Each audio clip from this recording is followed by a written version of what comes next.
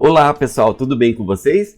Recentemente, uma notícia veiculada pelo site da Bloomberg fala sobre uma proposta que Vladimir Putin teria enviado em segredo para o governo dos Estados Unidos, propondo o fim da guerra da Ucrânia, esse conflito que se estende desde 24 de fevereiro de 2022, quando, pressionado pela OTAN, Vladimir Putin resolve invadir o território ucraniano através das fronteiras da região do Donbás, onde ficam duas importantes províncias, que é de Luhansk e Donetsk, habitadas majoritariamente por russos étnicos.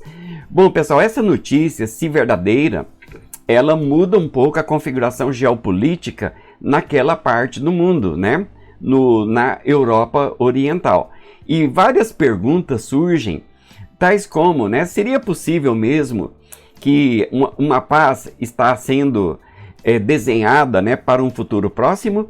Bom, e outras perguntas também surgem em função dessa primeira. Quais foram as motivações que levaram Vladimir Putin a tomar essa iniciativa? Obviamente, nós estamos considerando, né, considerando que essa notícia é verdadeira, ok, pessoal? Bom, são essas respostas, né, a essas perguntas que nós procuraremos desvendar ao longo do vídeo de hoje, tá, pessoal? Bom, pessoal, primeiramente eu vou ler a notícia, né, do site da Bloomberg e depois eu vou fazer as minhas considerações, né, geopolíticas, a minha análise sobre o que eu compreendo sobre este evento, tá, pessoal? Então vamos lá.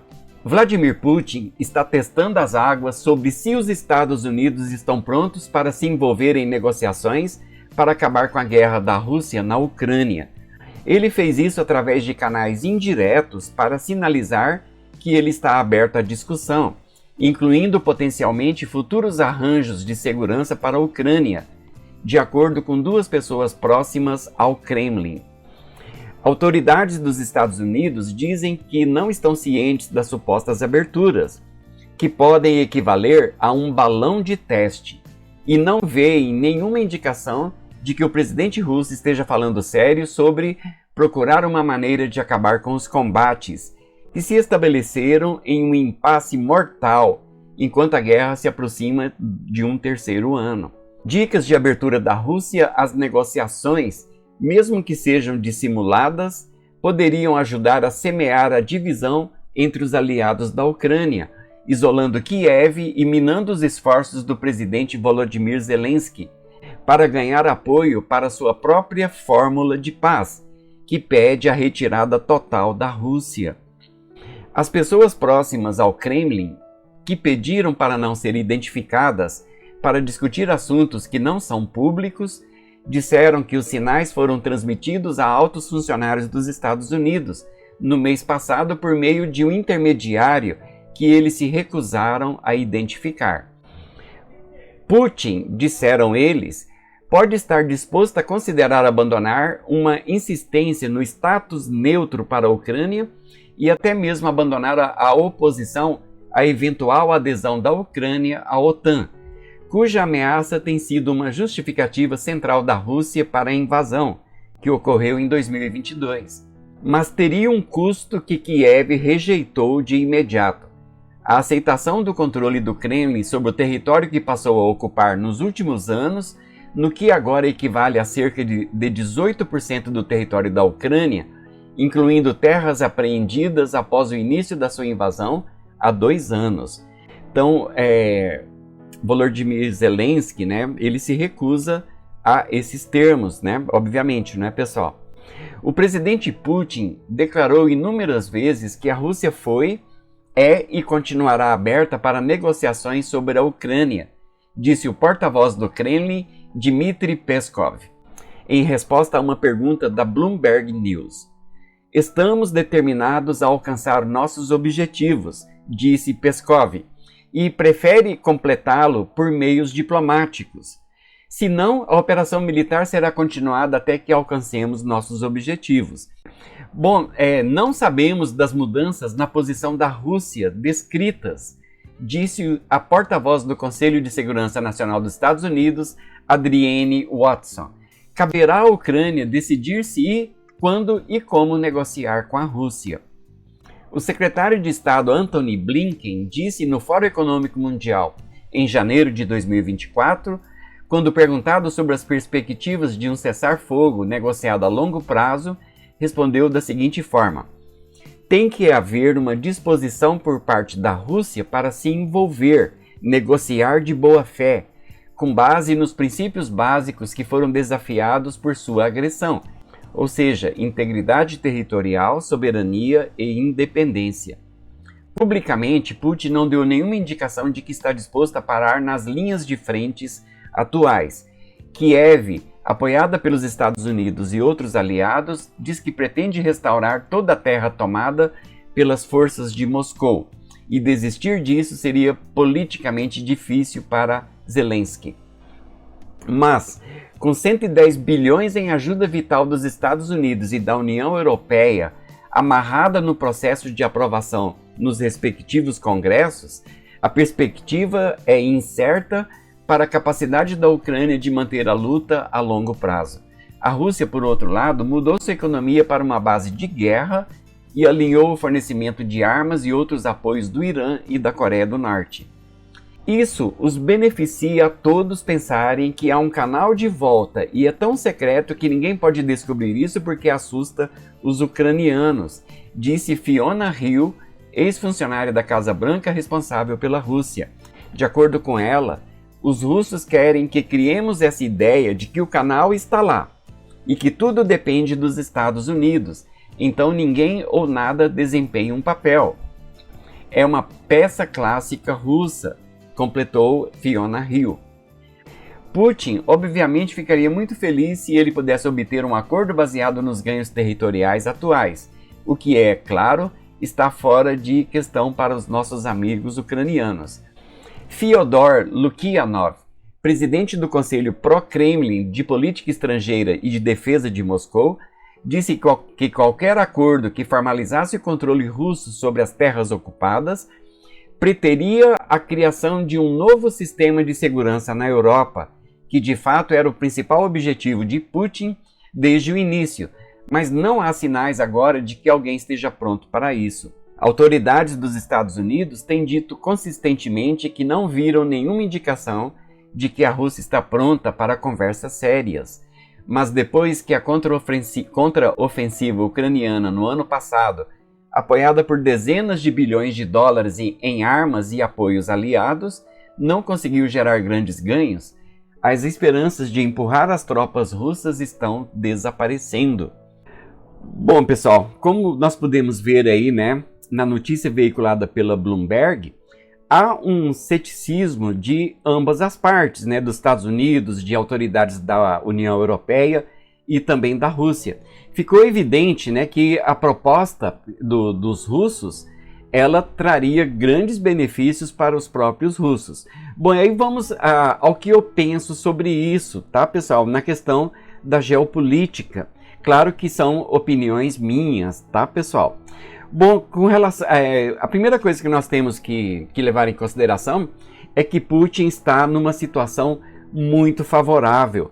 Bom, desde que a guerra começou em 2022, a Ucrânia, né, com apoio maciço aí de Austrália, dos Estados Unidos, da União Europeia, eles alimentaram a guerra, ajudaram os ucranianos enviando armas e também soldados mercenários, né, soldados que são profissionais, são contratados para realizar a guerra. Bom, só que no final do ano passado, começou o conflito entre Israel e Hamas. Bom, e para o Congresso norte-americano, o conflito entre Israel e o Hamas se tornou prioridade. Tanto que as propostas, né, do executivo norte-americano, comandado pelo Joe Biden, de continuar mantendo o apoio aos ucranianos, estão sendo literalmente barradas. Eles argumentam, né, que a prioridade dos Estados Unidos deve ser com relação a Israel por causa de acordos históricos, né? Isso vem desde 1948. Bom, então a prioridade agora é Israel E esses recursos, né, importantíssimos para Volodymyr Zelensky, né, para manutenção da guerra na perspectiva da Ucrânia, esses recursos não estão chegando mais lá, tá, pessoal? E tem uma outra agravante nesse sentido. Os Estados Unidos estão à beira de um colapso civil. Se vai haver guerra civil, ninguém sabe, mas é por conta da forte pressão da imigração que está ocorrendo nos Estados Unidos desde o início da administração Biden. Bom, o estado do Texas, ele desobedeceu uma ordem direta, inclusive, da Suprema Corte norte-americana, a Suprema Corte Federal. Temos que lembrar que nos Estados Unidos, lá realmente é uma república federativa. O mesmo não acontece no Brasil. O Brasil é tudo centralizado em Brasília, mas nos Estados Unidos não.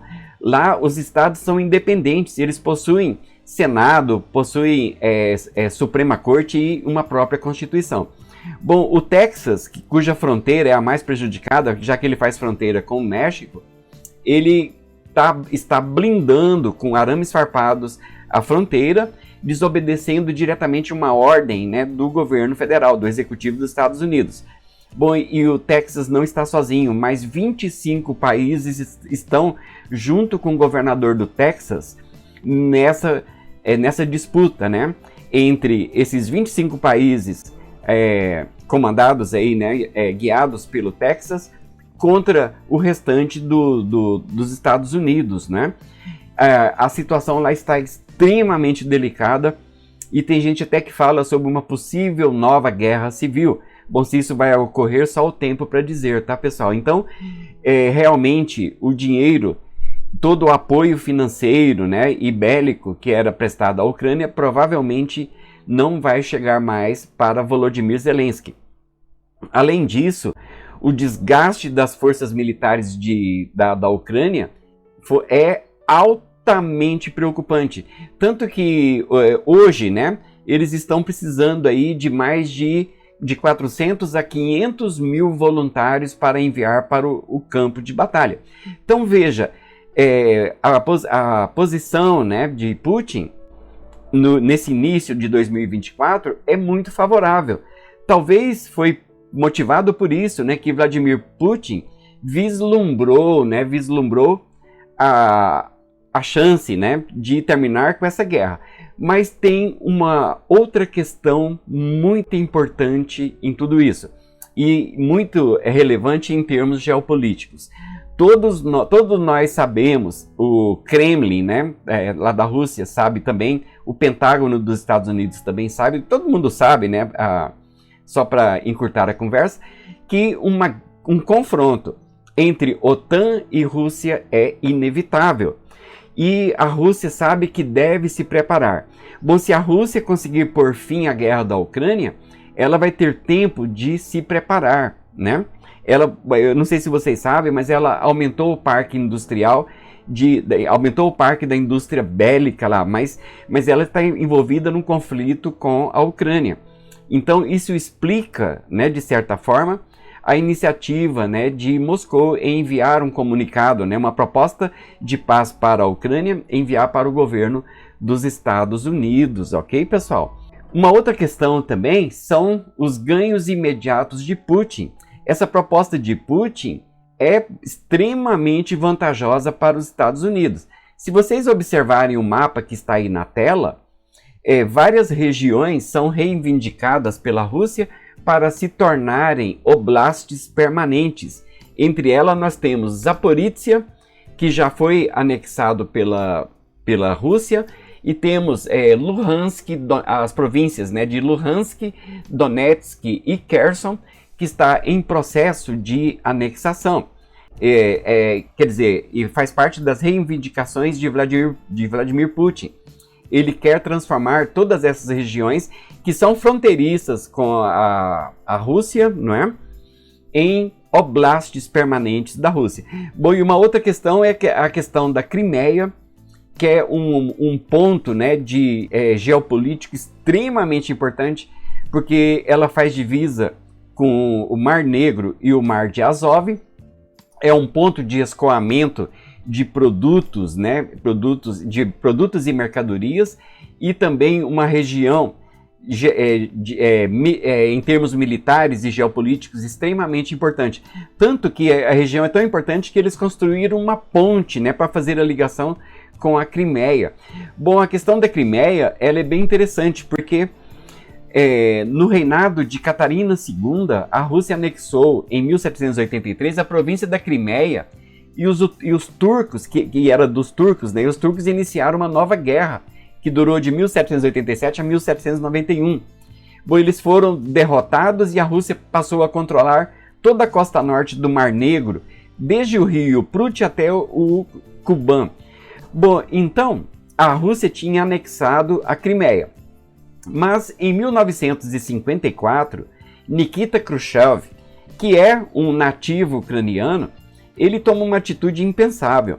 Ele doa a região da Crimeia para os ucranianos. Bom, isso a longo prazo, né, isso provocou um grande problema geopolítico que Vladimir Putin resolveu em 2014. Bom, a Ucrânia em 2014, até 2014, era aliada da Rússia. E através, né, do governo que era o Viktor Yanukovych.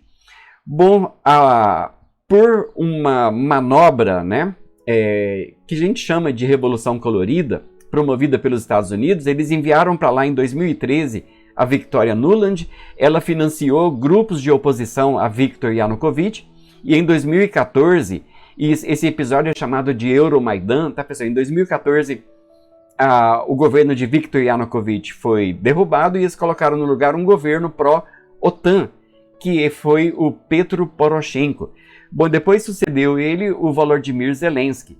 Mas em 2014, a Rússia garantiu a posse da Crimeia. Então a Crimeia também é reivindicada nessa proposta da Rússia, né, nessa proposta de paz da Rússia que foi enviada para os Estados Unidos. Bom, pessoal, essas são as condicionantes históricas e geopolíticas, né, para explicar a atitude do Kremlin, né, a atitude do presidente da Rússia, né, da Federação Russa, o Vladimir Putin, tá, pessoal? Bom, essa é a minha opinião e eu gostaria muito de ouvir, né, a opinião de vocês. Deixem seus comentários que eu terei enorme prazer em responder a todos eles, ok, pessoal? Bom, se vocês gostarem desse vídeo, eu peço que se inscrevam no meu canal, ative o sininho para receber as notificações e também deixem seu like e comentários para que esse vídeo ganhe relevância junto a essa plataforma. Pessoal, eu aguardo vocês no nosso próximo vídeo. Um cordial abraço do professor Silvano Barcelos e até breve!